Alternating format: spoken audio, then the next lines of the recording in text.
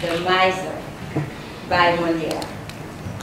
Harpagon, the main character in the play, is a miser, Lavar, a penny pincher, Scrooge-like, a wealthy man with servants, horses, and carriages, but obsessed with money, very greedy, a man who steals his own horses' oats to save money.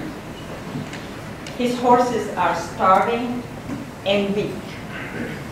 He's organizing a dinner party tonight, and to get ready, he gathers his servants and his children to assign tasks. He instructs Dame Claude to clean carefully. He tells her that if there is any damage, it will be withheld from her salary. Harpagon instructed his other servants, Brandavoine and La Merluche, to have with them plenty of water. Only serve wine, he tells them, if they ask several times. And make sure, he also told them, to hide your rips and stains on your old worn-out uniforms. There will be no new uniforms. He tells his stable master, Master Jack, that for the evening, he will be both driver and cook. 2 jobs for 1 man to save money. When Master Jack inquires about the menu for the night, he tells him, make something very filling, so the guests won't have to eat that much. Again, to save money. He's forcing his own children to be servants for the night. Elise, his daughter, is to clean the tables and waste no food. For his son Cléante, he bargains with. He has to entertain the guests and be specially kind to his stepmother, Valère. To be close to Elise, he has taken a job with Harpagon as a steward. Harpagon is always more concerned with his money than he is the welfare of his children. Lavar. Oh, là, ce coffre, c'est mon trésor. C'est mon or, et c'est à moi. Mon or, et je le cache.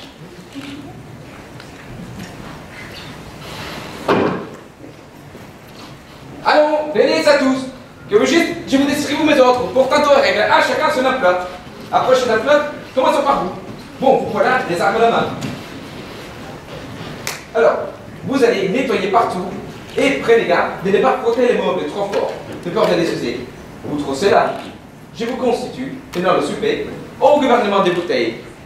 Et si ça qui se casse quelque chose, je m'en prendrai à vous et le rabattrai sur vos gages.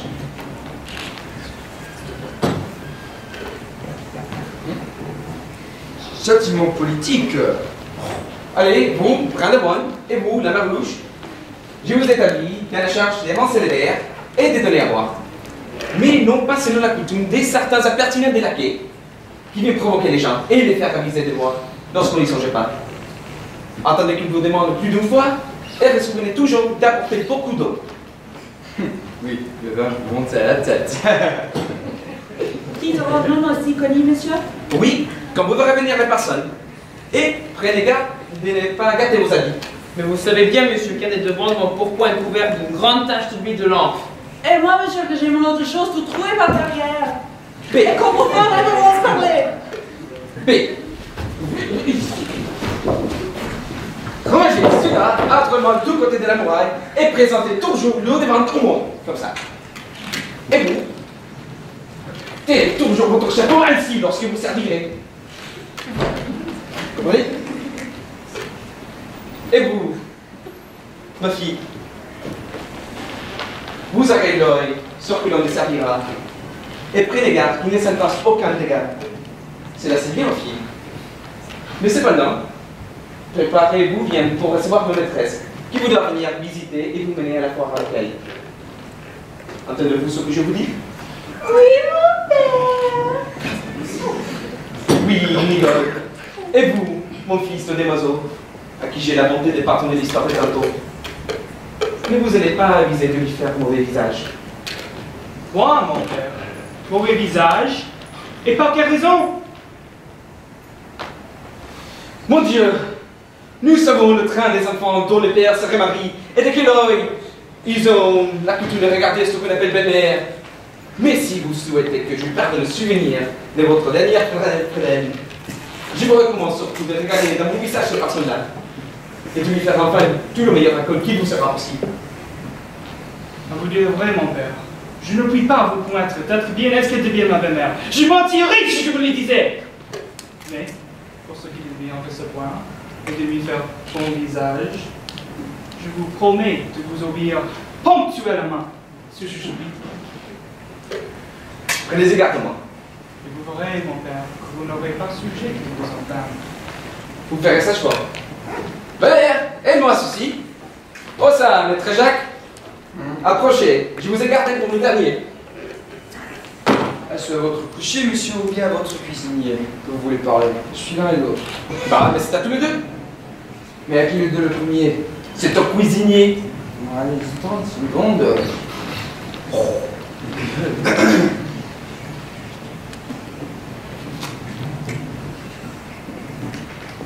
Mais quel diantre de cérémonie est cela? Vous n'avez qu'à parler, monsieur. Alors, maître Jacques, je me suis engagé à donner ce soir à souper. Ah, grande merveille. Alors, dites-moi, vous allez nous faire bon cher?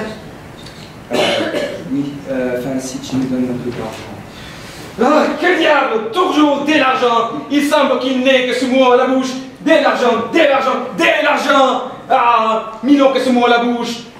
De l'argent, toujours parler d'argent! Oh. Voilà le répète de chevet, de l'argent! Je n'ai jamais vu de réponse plus impertinente que cela. Voilà, une belle merveille de faire bonne chère avec de l'argent. C'est une chose la plus aisée du monde. Mais, pour assurer mon ami l'homme, il faut parler de bonne chère avec peu d'argent. Bonne chère avec peu d'argent. C'est Oui. ça. Monsieur l'intendant, vous devrez nous faire voir ce secret et de prendre mon office de cuisinier. Aussi bien me vous servant d'être le factantant. Taisez-vous! Qu'est-ce qu'il nous faudra? Ben, voilà votre intendant, monsieur, il te faut, et qui te fera bonne chère avec peu d'argent. Ah oui, j'ai veux que tu me répondes! Bon, vous saurez combien à table alors? Ah, d'accord. Nous avons 8 ou 10, mais il ne faut prendre que 8. Quand il y en a à manger pour 8, il y en a bien pour 10. Cela s'entend. Bon, eh bien, laisse-moi regarder. On aura... faudra bien 4 potages bien garnis et 5 assiettes d'entrée. Pour les potages, il faudra bisque, potage de perdrix au chou vert, potage de santé, potage de canard au navet. Et pour les entrées, il faudra fricasse de poulet, tourte de pigeonneau, riz de veau, boudin blanc et morille. Que diable voilà pour traiter tout ton dilatière? Hein? Veau de pigeonneau. Et enfin beaucoup d'autres choses. Il vous faudra beaucoup d'argent. Est-ce que vous avez envie de faire crever tout le monde à force de manger? Et monsieur, a-t-il invité les gens pour les assassiner? Allez, on lit les préceptes de santé. Demandez au médecin s'il y a d'autres moyens de tuer les gens à part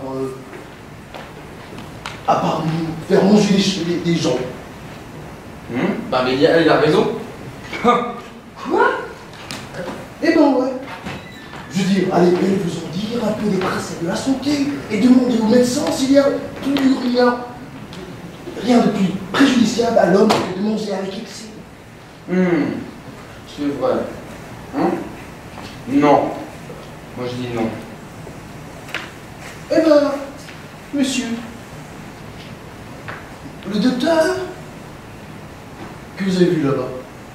Ben, mais c'est là que c'est bien dit. Voilà la plus belle sentence que j'ai entendue de ma vie. Approche, Valère, je t'embrasse. Oh. Il faut manger pour vivre. Et non pas vivre pour... Qu'est-ce que tu dis? Je pense que tu l'as dit. Il faut manger pour vivre, pas vivre pour manger. Oui, entends-tu? Qui est le grand homme qui a dit ça? À vrai dire, je ne me souviens pas de son nom. Oui, souviens-toi de m'écrire ces mots, parce que je vais vous faire graver à lettres d'or sur la cheminée de ma salle. Bien entendu. Oui, et non. Bon, on va tous le faire. Alors, il faudra de ces choses dont on ne mange guère, et qui rassasisent d'abord quelques bons haricots bien gras, avec quelques pâtés un pot bien garni des marrons. Là que c'est la foisonne. Bon, j'aurai moins à faire maintenant. Merci.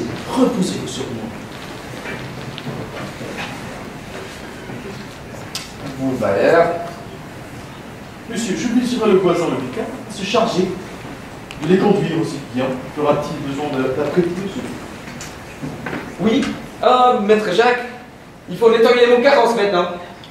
Attendez donc, monsieur, c'est encore le coucher.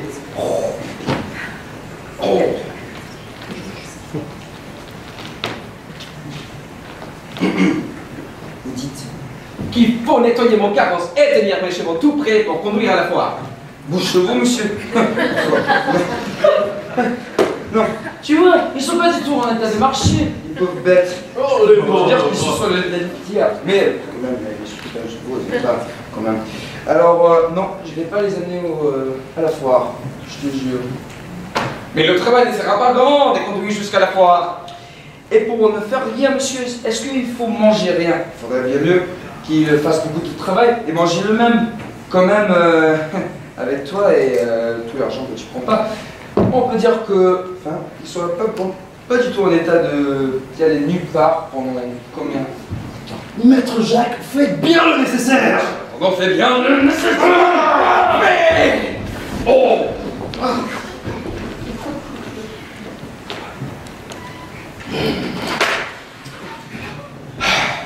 Je te jure, pardon, je te jure, je fais absolument rien avec ce chevaux.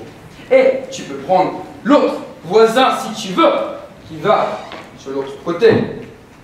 Et lui, il peut faire. Mais je te jure que je ne m'énerve pas sur la main. Ah. Mais, attends. J'aimerais bien savoir ce que vous pensez de moi, maître Jacques. Penser de toi, c'est pas à moi de penser, c'est aux autres. Et je te jure que tous les autres, les choses qu'il dit, quand même, il n'y a pas beaucoup qu'on peut dire de vous. Mais il y a beaucoup de gens qui disent des choses assez particulières. Comme ça ne me fâchera du tout. Non, Ça me ferait plaisir de savoir ce que l'on dit de moi. pardon monsieur, mais je sais franchement que ça va te mettre en colère. Non, non, non, pas du tout. Je t'ai dit. Non, si, je te dis que oui. Eh ben, je vais te dire, pense, parce que tu veux, si, constamment, je te dis que tout le monde se moque de toi, Harpagon. Tout le monde se moque de toi. De tous côtés, on se jette sous sombre carré de ton passage. Et là, il a dit que tu as en fait fait un almanach particulier où vous avez doublé les 4 temps et les vigiles, à part de faire broquer tous les jeunes en dessous de vous. Un autre, il a dit des autres choses. Je te dis pas, c'est vraiment con ce qu'on dit de vous. Vraiment. Enfin, tu veux savoir exactement ce que je... Quoi? Mais quoi? C'est quoi ça? Hein? Qu'est-ce qu'ils disent? Dis-moi! Eh ben, il te dit que t'es un fou, l'avare, fesse-mathieu, coquin, vilain. Vous êtes un sot, un coquin, un maraud et un impudent! Eh ben, l'avais-je pas deviné? Ah, bien parlé! Oh! Ah!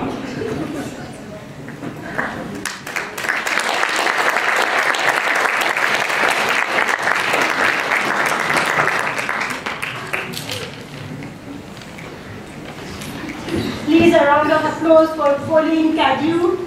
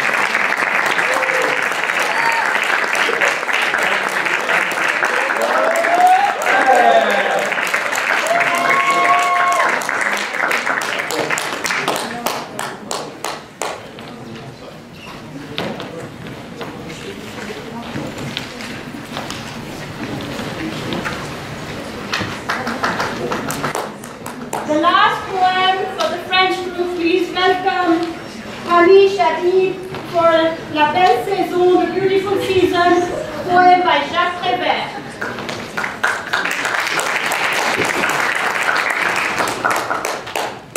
It's a short poem. All right. La Belle Saison, Jacques Prévert. À jeune, perdue, glacée, toute seule, sans un sou, une fille de 16 ans, immobile, debout.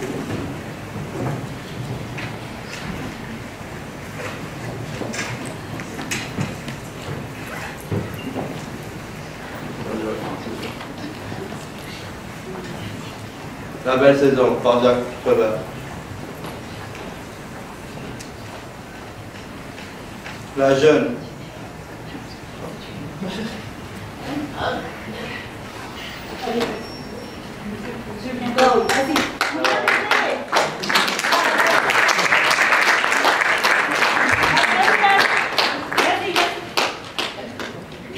Un jeune, perdu, glacé, toute seule, sans un sou, une fille de 16 ans, immobile, debout, place de la Concorde, à midi, le 15 août.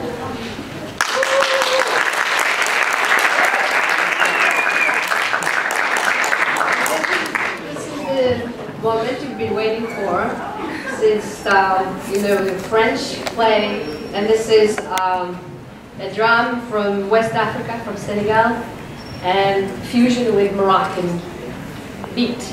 So enjoy. If the beats get you, please get up and dance.